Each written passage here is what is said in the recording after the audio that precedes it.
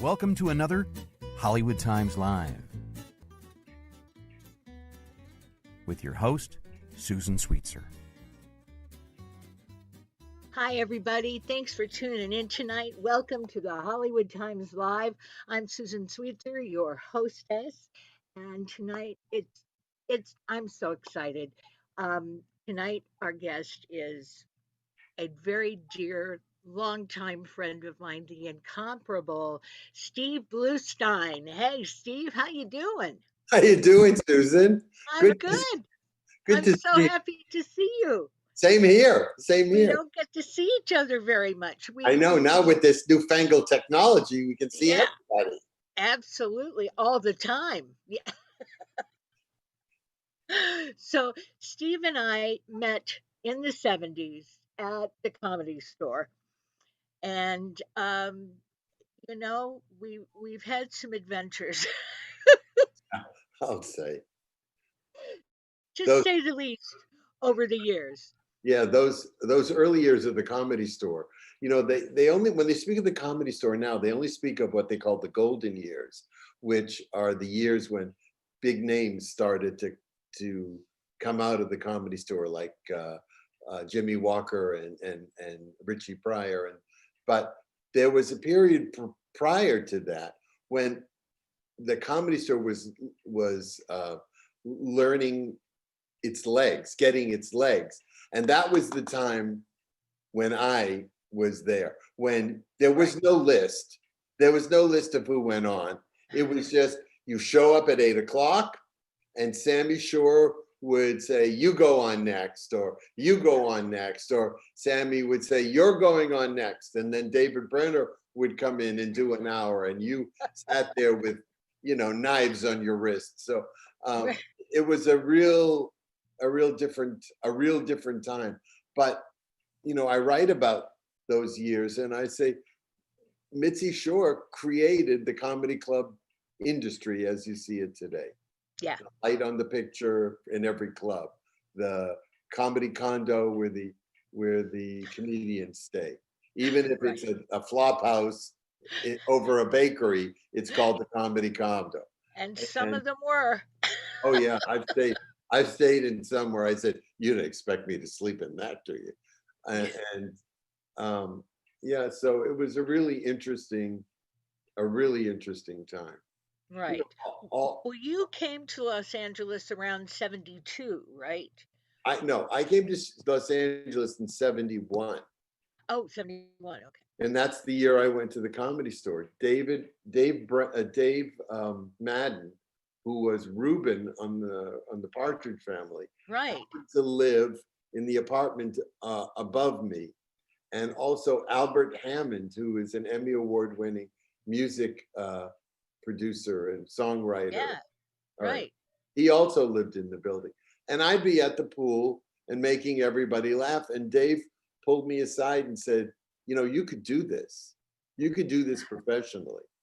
And he said, there's a new club called the Comedy Store, and you ought to go. And Albert piped in and said, yes, let's take him there. So Dave Madden and Albert Hammond brought me to the Comedy Store. And I sat in the front row and I said, I could do that. And the next week I came in with 5 minutes worth of material, and Sammy Shore came up to me off stage and he said, now you keep coming back because you have the sound. You have the sound. I knew what he meant. It meant I sounded like a comedian.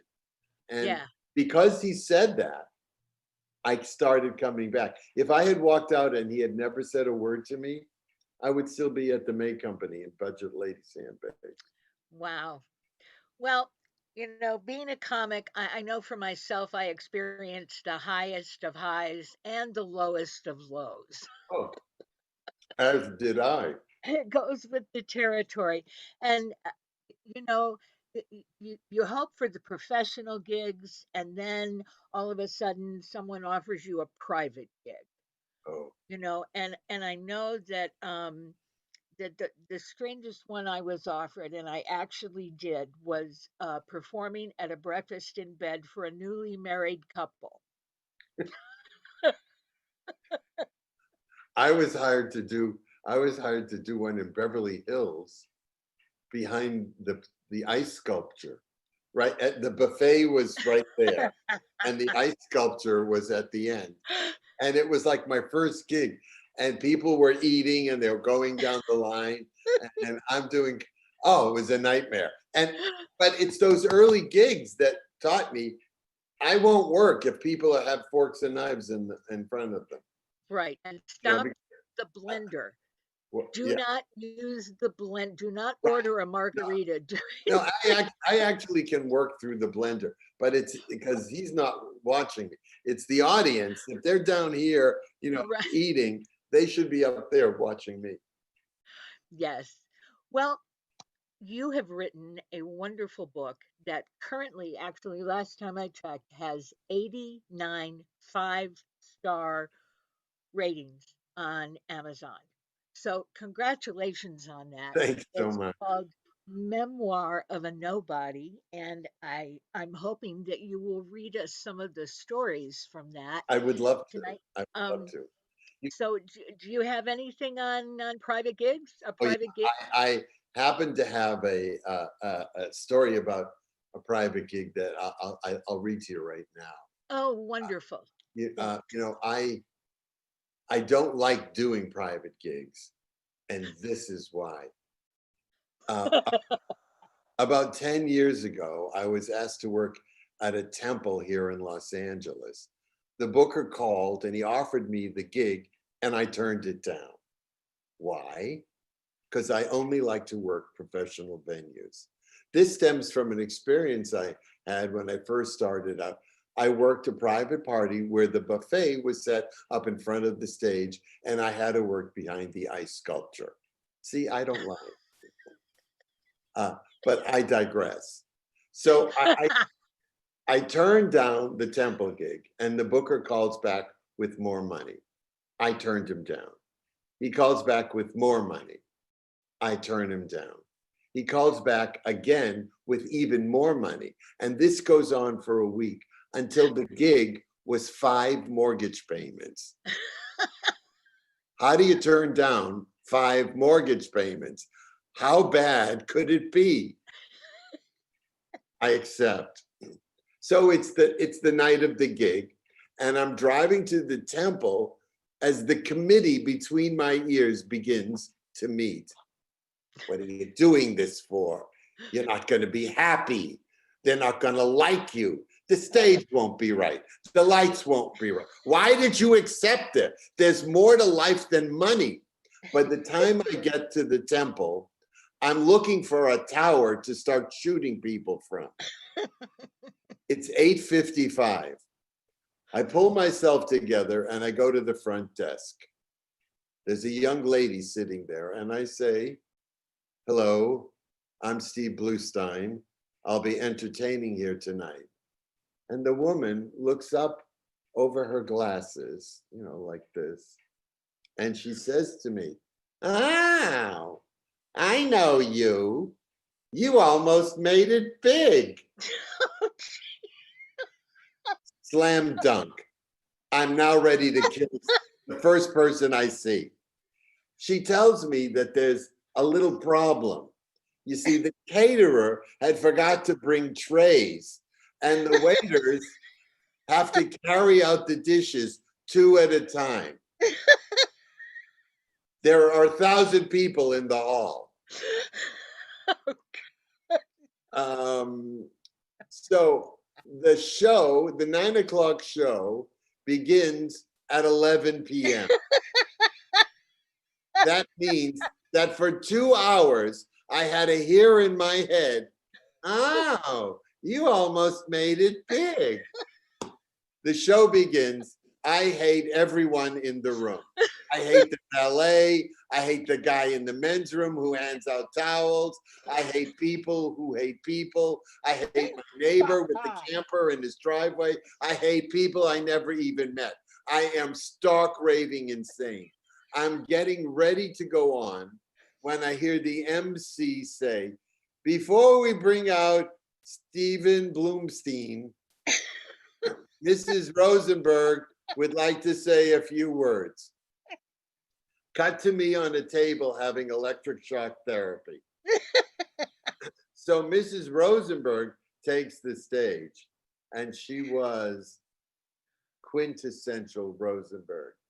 When my Harold died, blah, blah, blah, blah, blah, the cancer, blah, blah, blah. My entire world was, now she's crying, blah, blah, blah, blah, 45 minutes. Bitch spoke for 45 minutes. Was bring out dead Holocaust baby. And now for the comedy of Stevie Bloomberg. It's 11:45. At this point, I don't care about the show. I don't care about the crowd, Mrs. Rosenberg saving the whales, or what my mother's going to say when she finds out I cashed out my bar mitzvah bonds. At this point, I have jumped off the tower I was shooting from.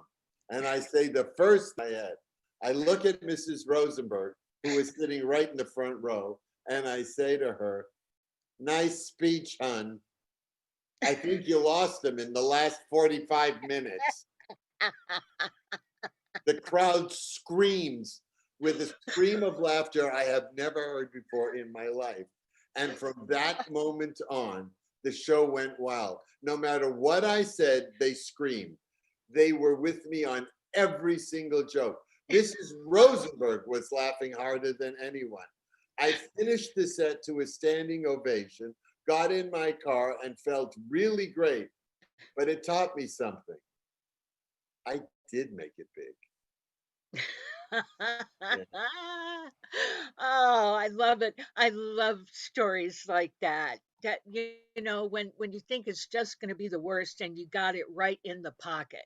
I know. There's nothing quite like being in the pocket I when you so open didn't your mouth care. and you got them.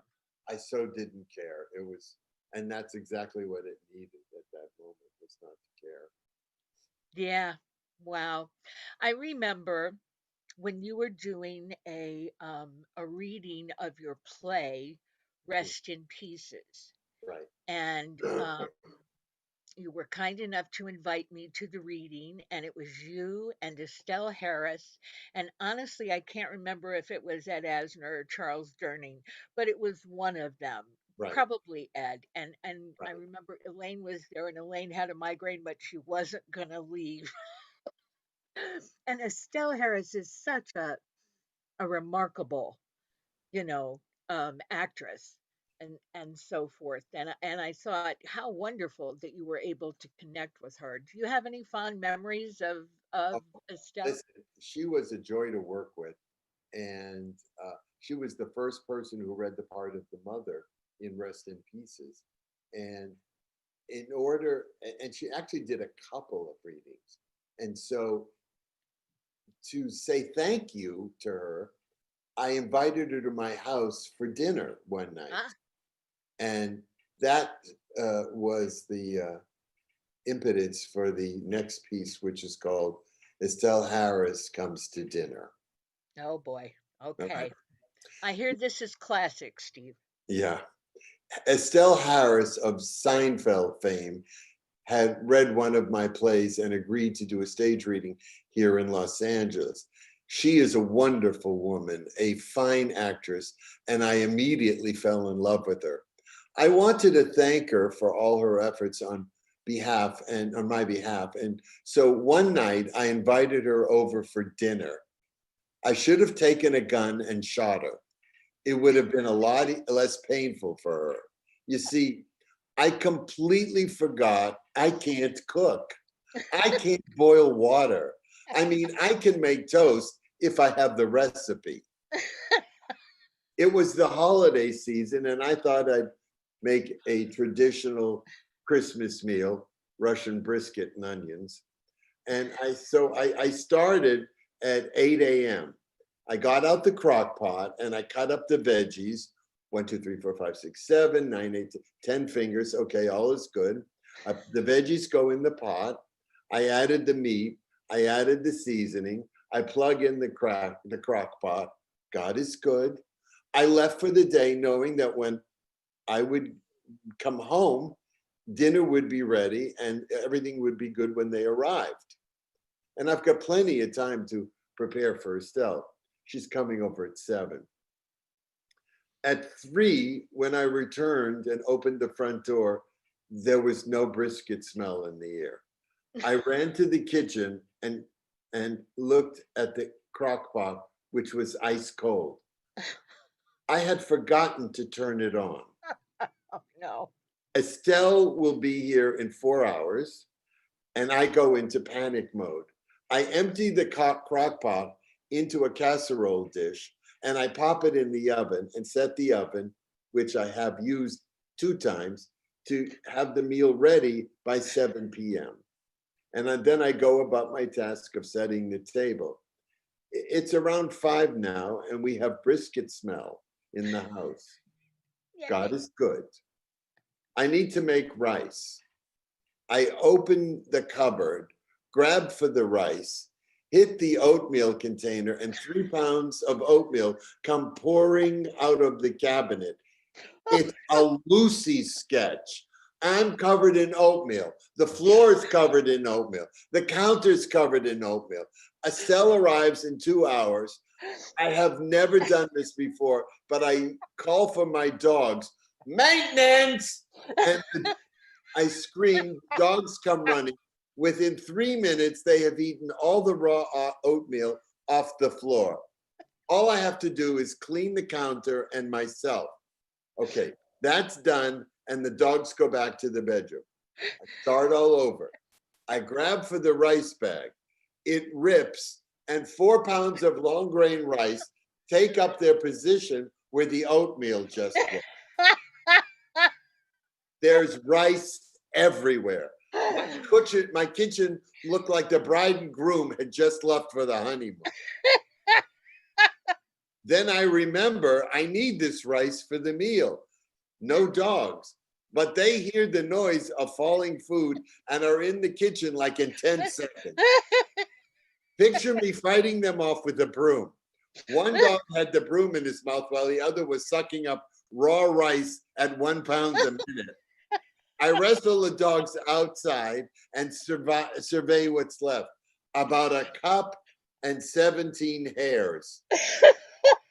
I can do this if I FHB. Now, FHB is family hold back. So that means I'm not going to eat much tonight. I know I'll have steamed veggies, and that will take up the slack. I get to the kitchen, and now I have to clean again. I prep the steamed veggies.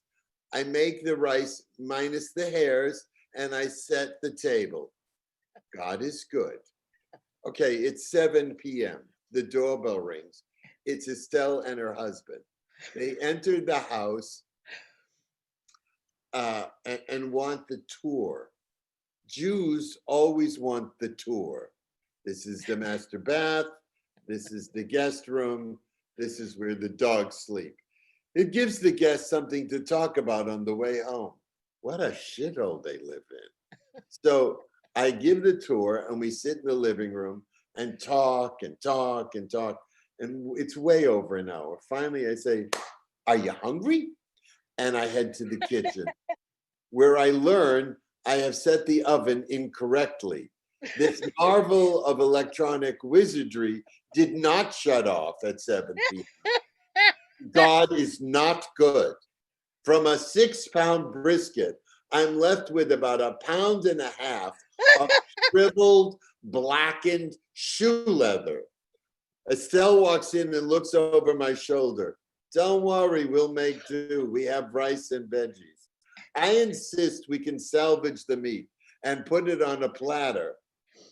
On that huge platter, the brisket looked like a refugee raft floating in from Cuba. I get the meat to the table, and Estelle says, "I smell burning plastic." Of course you do. I forgot to put water in the steamer, and the steamer has now melted. It's more like it fused together to the burner. I pull out some untouched veggies and throw them in the microwave. They come out like petrified wood. The entire meal is now a science project. Back at the table, Estelle's husband is attempting to cut the brisket. No, allow me. I make the first cut. The knife slips. A piece of meat shoots across the table into Estelle's husband's lap. I get in all the food on the plate and watch as Estelle pushes it around with her fork like it's radioactive, which at this point, I'm not sure it isn't. The rice looks good, she says as she pulls the hair from her teeth. We make small talk. So, you want to go out to dinner after this? Their faces smile, but their eyes tell a different story. They just want to flee for their lives. As if things weren't bad enough, the dogs have opened the bedroom door and joined us in the dining room. They take their positions in the corner, hovering like vultures. Within 3 minutes, Estelle covers her nose with a napkin. What the hell is that stink? Did your cow die? Apparently, oatmeal and dog digestive system don't mix. So, and the two dogs are farting up a storm, long, deep farts that linger in the air and they will not dissipate. I turn on the air conditioning. Estelle is freezing. I shut it off. It smells like the pound. Estelle and her husband are truly good, wonderful people and make the best of a horrific situation. Then suddenly, out of nowhere, there is a gigantic crash in the kitchen. Huge crash. Estelle says, "What now?" And I look in the kitchen and I said, "A porcelain turkey platter has fallen off the shelf and shattered into a million pieces. The dishes are committing suicide." I won't even tell you about the dessert, but suffice it to say, it entailed sprinkling paprika on vanilla pudding instead of cinnamon. And to this day, whenever I'm with Estelle, no matter who I'm with, no matter where we are, she'll turn to the person next to me and say, "Did you ever eat dinner at his house?" "No." "Oh, God is good." Oh, I have read that story and I still the images are just And and if I I know you didn't make it up. and if I tell you, I swear on a stack of Bibles that story is exactly the way it happened. I I believe you. I absolutely believe you. So Steve, I Yeah. mean, after that, why would anybody call you the handy Jew? Well, I am the handy Jew, but not in the kitchen. You know, I I I I'm called the handy Jew, and I say it's like a fable. That once upon a time there was a handy Jew, and then other Jews would come to him and they'd say, "Handy Jew, my spoon is broken," and the handy Jew would fix it. So it's but my father was that way. I'm that way, but I have a story. Oh, I bet you do. I, Please. I when I wrote this, I had just walked in the door from Home Depot. Someone get me a Valium. God does not want us shopping for doorknobs in a warehouse bigger than Houston. Oh my God. I've never seen a place filled with employees who just don't want to get involved. Who runs that place? Al Qaeda? I needed a fence post, so I go to the lumber department where there are skeletons of customers who have died waiting for service, clogging the aisles. I see an orange vest and a mullet. It's either an employee or a friend of Ellen DeGeneres. Can you help me? I shout. They avoid eye contact. Like if they see me, they'll turn to a pillar of salt. I go up to the next aisle, and standing in front of me is the biggest Home Depot employee I have ever seen. Maybe, I swear to God, he was 450 pounds. He looks like someone Maury Povich should be interviewing. Can you help me? Sure, he says, with sweat dripping off his nose. What do you want? Fence posts. And he says, that's right over here by McDonald's. Okay. Now he's either on crack. He's on crack, but lo and behold, there's a McDonald's inside the Home Depot. I grab a roll of masking tape and put it over my mouth. Otherwise, I'm going to say something like, is that your McDonald's or can anybody use it? He waddles me over to the fence posts. It's 25 feet. He has to take 16 times to sit down and catch his breath. I'm refreshing CPR in my mind as I watch him squeeze down the 50-foot long island. Do you want, we find the fence post, and he says to me, do you want me to carry this to the register for you? No, I wanted to say, just lie down on a flatbed truck and let me push you to Weight Watchers. Then I remember other salespeople I have seen at Home Depot. And I swear to you, everything I'm about to tell you is true. Once, a dwarf helped me in the ladder department. I kept thinking to myself, does anyone else see the humor here? There was a guy in a wheelchair in hardware, and I swear to God to you, a blind man in lighting. I said to whoever I was with, who does the hiring at Home Depot? Tim Burton? I get the fence post to my car. It's too big to fit in the trunk. By now, 3,500 illegal aliens have gathered to watch me try to get this fucker into the back seat. Gringo, do you need help? I roll down the windows and stick the fence post out the side of the car. I look like I'm about to joust with an infinity. I get the post home and reflect on my shopping experience. Costco, Home Depot, Office Depot. It made me wonder, how many of these depot stores are there?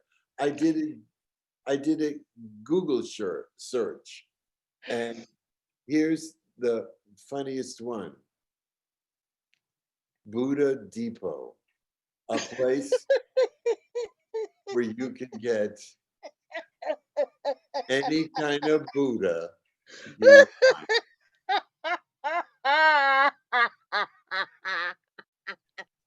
Hi, we're here at Buddha Depot.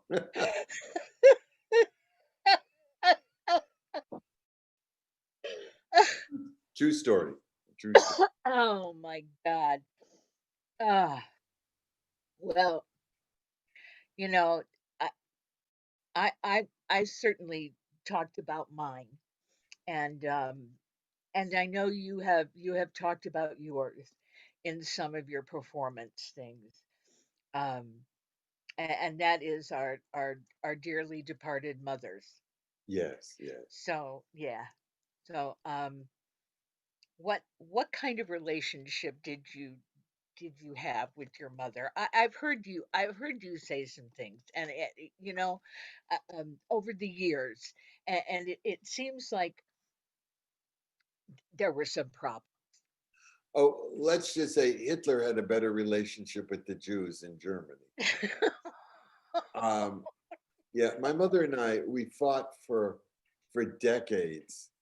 Um, and I know the story that you're looking for, and it appears I haven't put it in the file here. Hold on a sec. Let me see if I can find it. The New York trip. And it's the title of it is Taking My Mother to Australia. And it's not here. So let's move on to the next one. Okay. I'm sorry. I don't know how I did that. But you know, I am dyslexic. And no matter how much I try to make things perfect, I fuck up every time. But perfection is an illusion, Steve. Yeah. But Unfortunately, it's something to which a lot of us aspire to. yes. It Um, doesn't exist. Perfectly imperfect. Yes. yeah. Why don't we talk about food shopping, because you know how much I love that. Oh, okay. Yeah. All Um, right.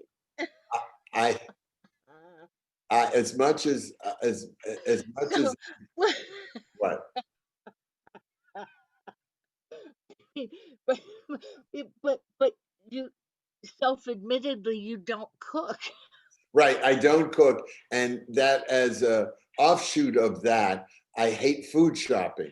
I mean, when I go to Ralph's, I come home with, you know, Comet and 409 and you know and toilet paper. I mean, nothing you can, if you would to go to my refrigerator right now, tumbleweed would blow out of it. It's the truth. I don't, and so I can't cook. And if you don't believe me, ask my beloved Estelle Harris. Right. But what I didn't tell you was what happened the day before Estelle came for dinner when I went to Ralph's to buy food. So Oh, well, please. what I hate more than cooking is shopping for food. I hate parking. I hate the aisles. I hate the women on the cell phones. Do we have oregano? I mean, how insecure can you be that you have to call home to reassure yourself on spices? So I hate the whole shopping experience. I wish I could just take a pill and that would be dinner. However, if you have to food shop, I have discovered that if you shop at 6 a.m., you have the store all to yourself. You can get in and get out in 10 minutes. Ah, This particular morning, Ralph's is completely empty, and I'm there at 6 a.m. It's like there was a ricin scare and nobody told me.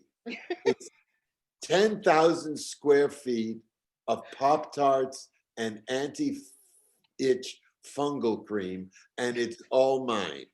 Just me and an 89-year-old woman with a walker. The two of us are the only shoppers in the store. I do my shopping in 5 minutes, and this includes coupons. I head for the checkout at the exact same time as the 89-year-old lady gets to the checkout. She has a gallon of milk and preparation H. Being a gentleman, I say, after you. And she shuffles ahead. Now, what I'm about to tell you is the God's honest truth. On my father's grave, this happens.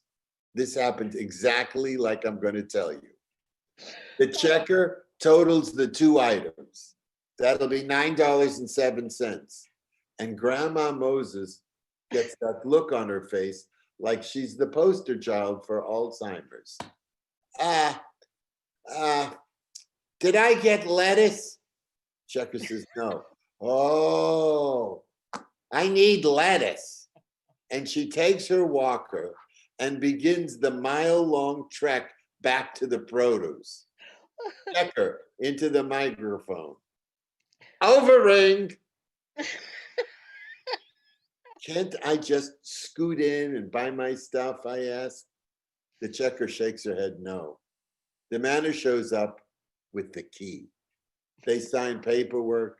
They reset the register. they recount the money, they throw a rattlesnake at the moon and face Mecca. I bought my house with less red tape than these people signed out an overing. Meanwhile, back at produce, Mrs. Senile is thumping letterheads. I scream at her across the store, it's a lettuce. It's not a heart and lung machine. She heads back to the checkout stand with a head of lettuce in hand. The checker totals the 3 items. It's now 6:29 a.m. That'll be $10.18. The woman reaches into her purse and pulls out $100 bill. Checker over the loudspeaker. Manager, change. It's now 6:45 a.m. And the manager comes with the change for 100. The checker counts the dollars and the woman hands her back a 20. I need 2 rolls of quarters. Manager, change again. He arrives. Sorry, but we're out of quarters. It's 6:55 a.m. The woman begins a long dissertation. You see, I do my laundry at that nice place on Westwood Boulevard, and the last time I was there, the change machine was broken. You know, I told them it was broken, but the kid who services the machine, he doesn't listen to me. I'm not the only one who complains. Mrs. Latham also complained, but he still didn't. Kaboom! The top of my head blows off. Oh, for crap's sakes, will you buy your food and let me get the fuck out of here? This is Ralph's. It's not the Federal Reserve. Do you go to the Bank of America and ask them for depends?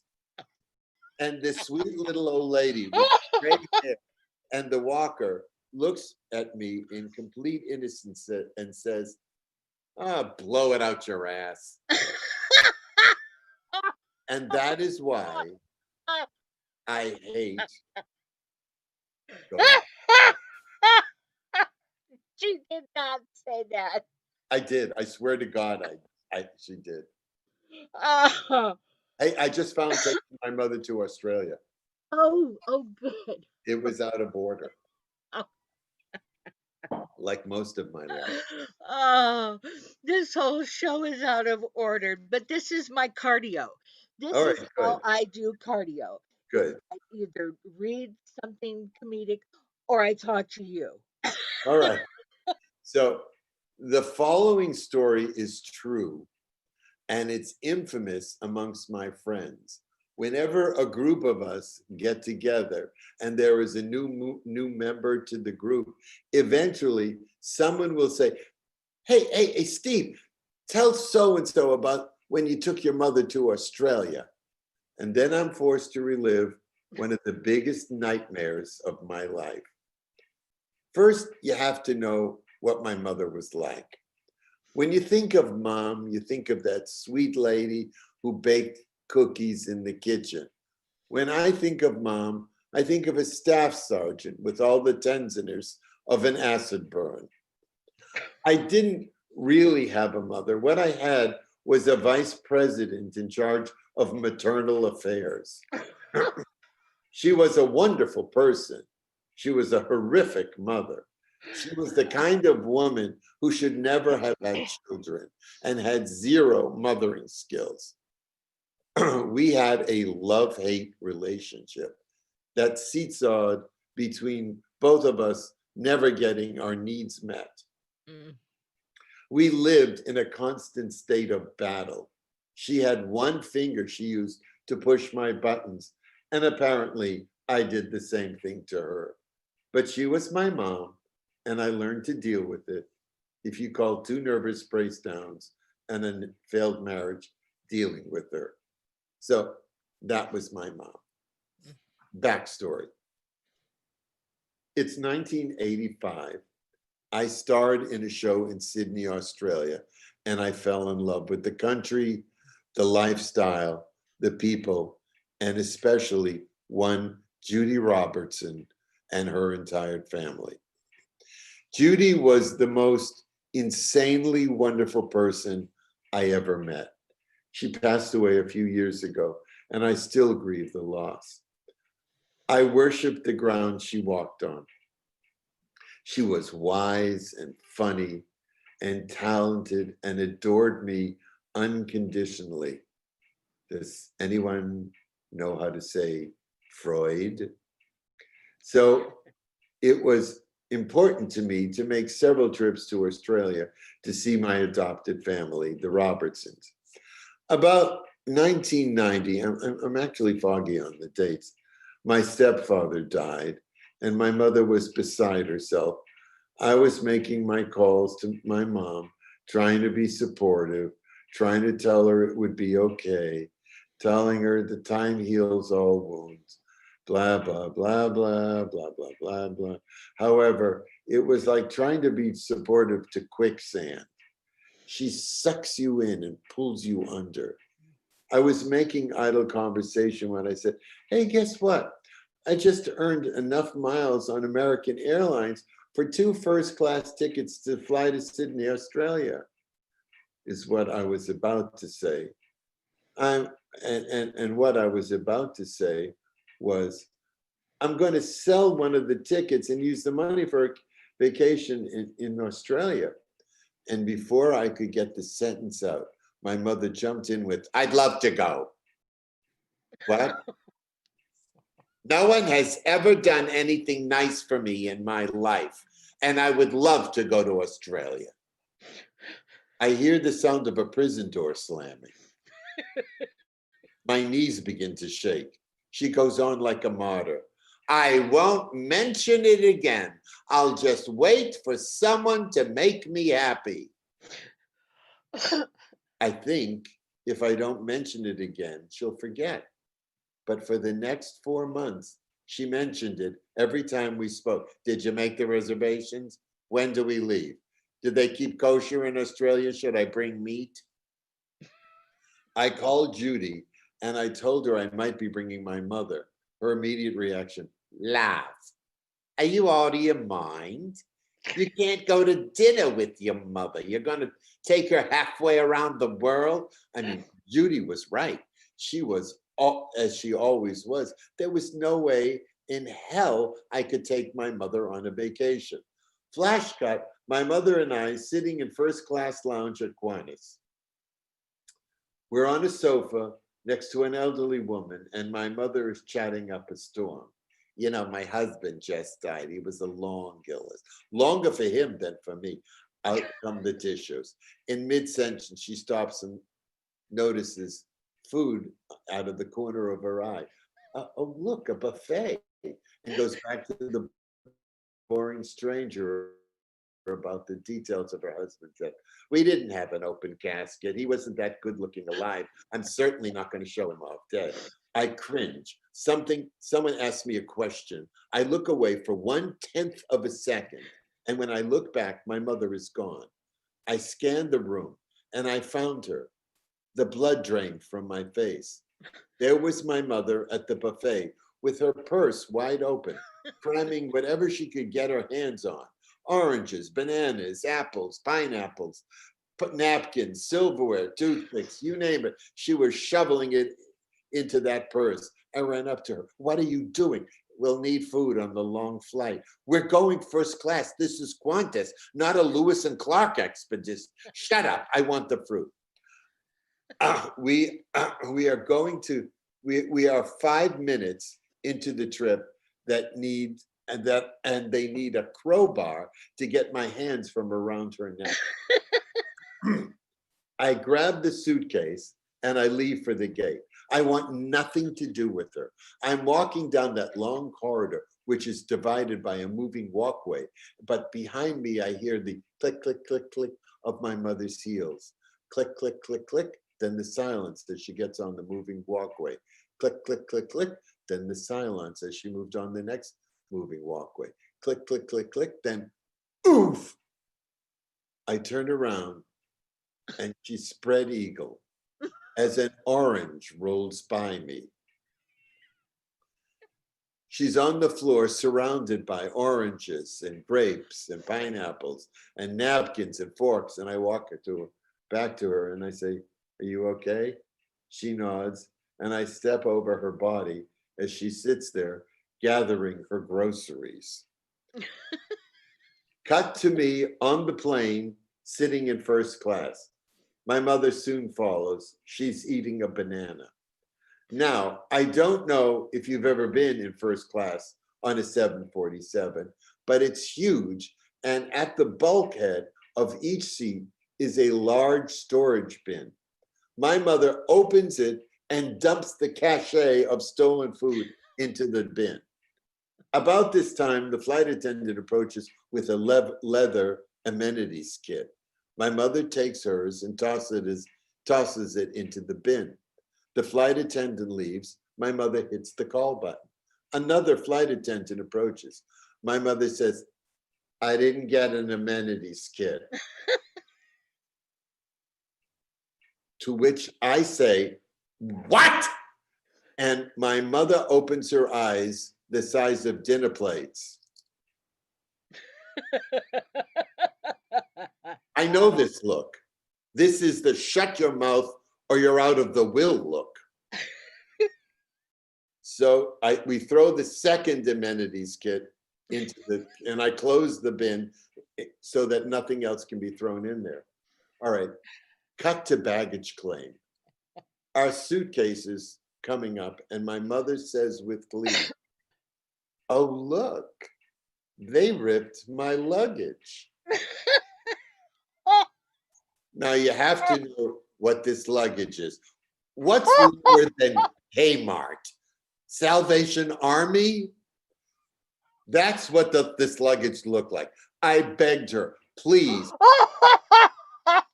don't start. We just arrived in a foreign land. Please, I beg you, don't declare war." And she's off to the claims office. I sit there for an hour and finally go to find her. I open the door to the office, and as God is my judge, this is what I hear my mother saying. "No, what do you think it's worth?" She gets an entire set of matched luggage from Qantas because I'm not traveling with unmatched set. This coming from a woman who rewashes Ziploc bags. So the trip was a never-ending story of battles and losses. Wherever we went, she stole shit. She took the towels from the hotel, the alarm clock, the brochures, the sugar packets. It was there, she threw it, and if it was there, she threw it in her bag, which now weighed about the same as a small Volkswagen. I begged her to get rid of this crap. I was the one carrying the suitcase. "Please throw this shit out." "No, I need them for gifts." Gifts? Who goes to Australia and says, "I was in Sydney and I brought you back packets of Equal"? The trip was 2 weeks of living hell. She was a human vacuum cleaner, sucking up what wasn't nailed down. I was embarrassed beyond words, but I made it, holding on to what was left of my insanity. Cut to the return flight. At this point, we're not talking. I hate her and her 398-pound carry-on. She hates me for not being an accountant. We're approaching LAX, and we're so close to landing that the flaps are down and the landing gear has been deployed. My mother rings for a flight attendant. "Can I have a deck of cards?" And people, it was the last straw. 2 weeks of pent-up anger comes out in first class. "A deck of cards? Oh, I forgot. You stole the card table from the hotel. I'm sick of it. You hear me? I'm sick of it." I pulled off my seatbelt and I'm standing in the aisle. And now I look like a raving lunatic. Everyone is diverting their eyes. The flight attendant is trying to get me seated for the landing. I can see the headlines. Comedian arrested on plane. My mother says to the flight attendant, he's been impossible the entire. We land and I bolt from the plane. I'm the first one at customs. My mother is about 20 people's back. Like Damien possessed me. I say to the customs inspector, I don't know if this is anything or not, but you see that woman over there with the big black suit and the heavy carry-on? She was acting suspicious the whole trip. 2.5 hours later, my mummy is still in customs. I see her as the door opens and closes. They have hotel towels and alarm clocks, brochures and napkins and smuggled fruit spread all over the counter. About 30 minutes later, she comes out, suitcases wrapped in masking tape. She rolls past me and turns to me and says, I will never go to Australia with you again. Comes off to the taxi. I spend the next 6 months in therapy.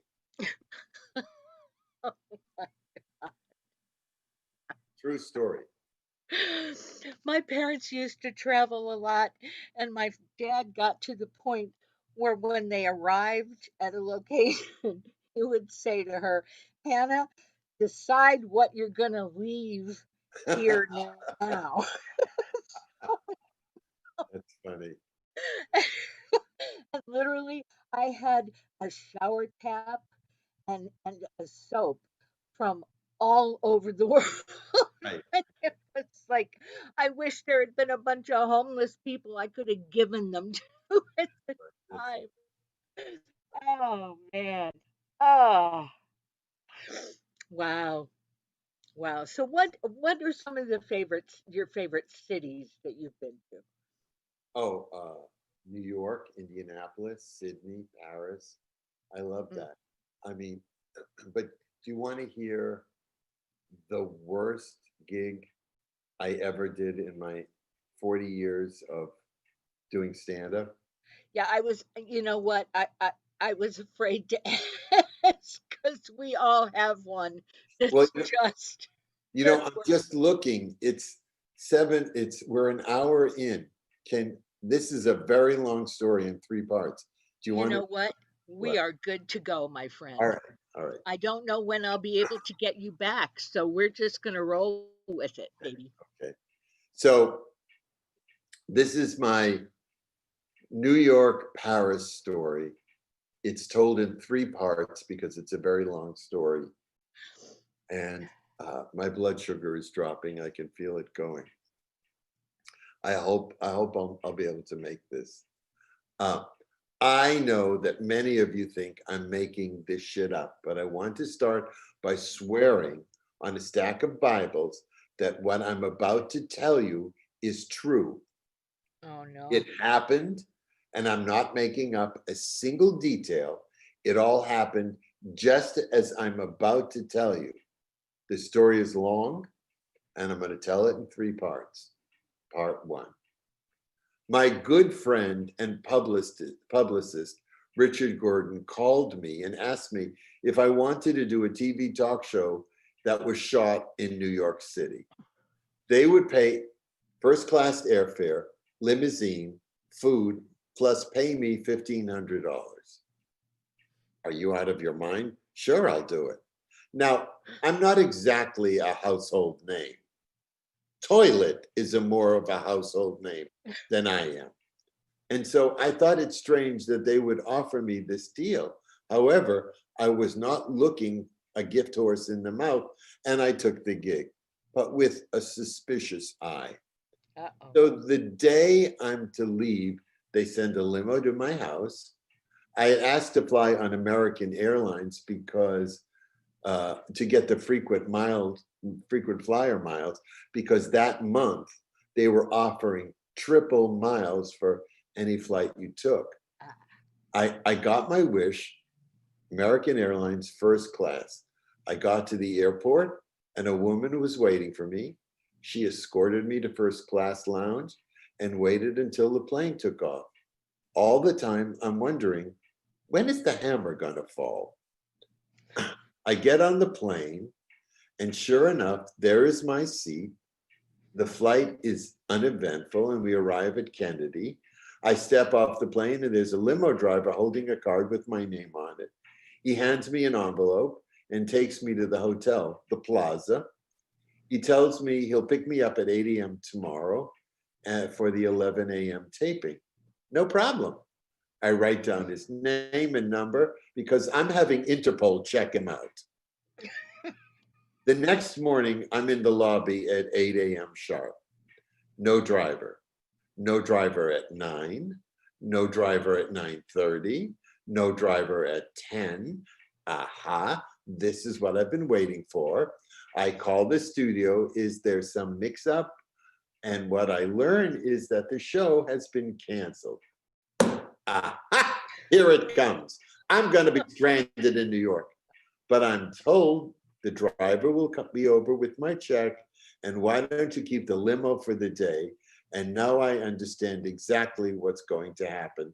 The check is going to bounce. These people are full of shit. Nobody gives anybody a limo for the day. However, the driver comes over with my check, which was printed on rubber, and he takes me all over New York. We go shopping at Bloomingdale's. We go to the theater. I see friends. It's a whole day of me in a limo in New York City. When he drops me off at the hotel, he tells me to pick me up tomorrow to take me back to the airport. And I think, sure you will. The next morning, I'm up early and call for a cab. I'm waiting for it when the limo driver shows up at the hotel. Now I'm starting to get worried. I see myself being kidnapped or wearing cement shoes in the East River. But no, he takes me to the airport. What's going on here? He tells me someone will be waiting for me in LA to drive me home. Ah, that's where the murder will take place. I figure since there's no problem with the limo, it must be with the airline ticket. I go to the first class window, and sure enough, there are my tickets, but I'm still not convinced. I board the plane. I'm not convinced. I drink the OJ. I'm not convinced. And then it happens. Excuse me, sir. Ah, here it is. This is what I've been waiting for. Okay, honey, let me have it. We appear to be sold out in first class. And if you move back to coach, I'll give you $1,000 travel voucher. I just look at her. Okay, $2,000. I'm dumbstruck. $3,000, and that's my final offer. So I'm sitting in coach reviewing first class to New York, limo pickup, hotel, food, limo for the day, limo to the airport, $3,000 in voucher. This check is definitely bouncing. The plane lands, and there is my driver. He takes my luggage and he drives me home. He leaves, I tip him, I wave goodbye, I run inside and get my car keys. I throw the bags on the comforter that no one is allowed to sit on, and I run to the bank to deposit the check. 6 working days later, it bounces like kitty bouncy huts. I'm not stupid. With a head cold, I could smell bad fish. But in this case, it's not all bad. I had earned 15,000 air miles and $3,000 voucher. Lemons to lemonade. The following week, the limo driver calls me. Sir, did your check bounce? I told him, yes, it did. And then learned that the checks to the airlines, the hotel, the restaurant, the limos, they all bounced.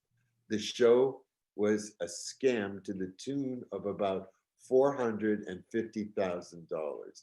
I was not the only person who got the royal flush treatment.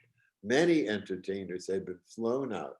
It was the weirdest show business experience of my life, but I came out smelling like a rose. I decided to take my travel vouchers and buy a ticket to Paris. This is where it gets good. So I had been given this part two. So I had been given the $3,000 travel voucher and was about to purchase a ticket for the dream trip of a lifetime. Then I remembered I was agoraphobic. I can't go to a country where they don't speak the language. Go feel my head to see if I have a temperature. I mean, how could I ask where suicide prevention was? Who was going to cut my steak? I remember Bella, my neighbor, spoke French fluently. And so I made her an offer. I'll buy you a ticket to Paris. You take care of the hotel. I had a travel companion, which made me sound like it was an elderly woman in a wheelchair. I didn't care. And so the day of the departure, I was very excited. And the dogs were put in the kennel. The house sitter was in place. The phones were covered. The bills were all paid. Nothing was going to get in my way of having a good time. Nothing but my life. Then in the cab on the way to the airport, Bella starts like this. Shit. Shit. God damn it. Shit. And I'm saying, what shit? What are you shitting? How could you shitting? And she turns to me and says, forgot keys to my luggage. Bella, how are we going to get through customs? To which she says, I speak French fluently.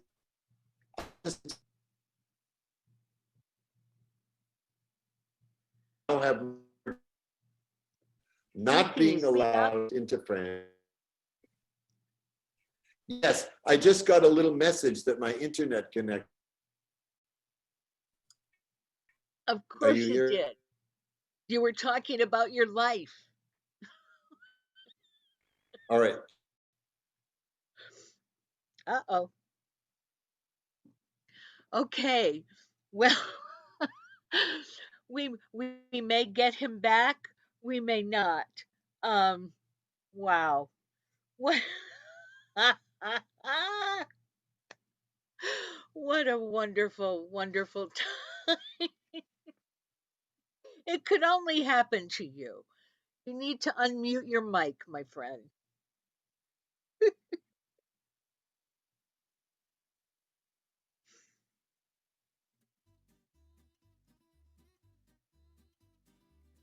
Steve, can you move? Are you with us? I can. There you go. Unmute yourself. Oh.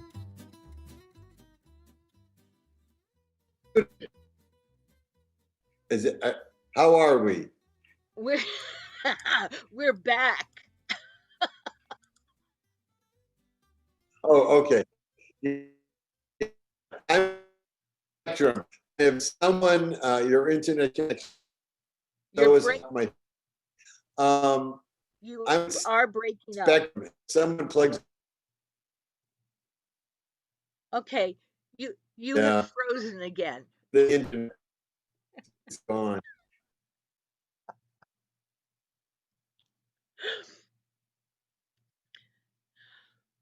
Well, Steve, we may have to wait for your return to hear this story because it appears that, you know, the gods are not on our side for the end of this.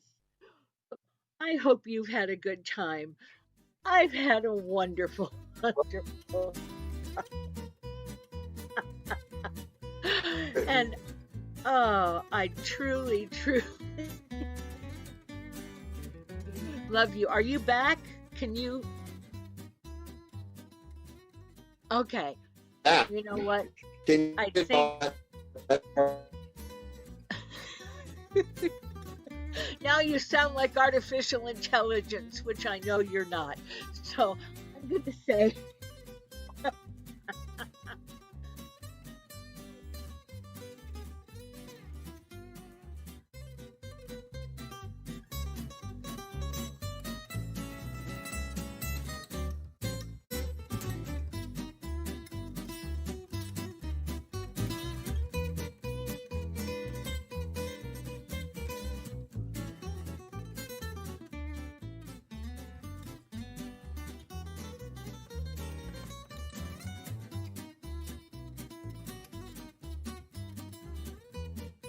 Thank you for watching, and suggest you subscribe to this channel for the next Hollywood Times Live.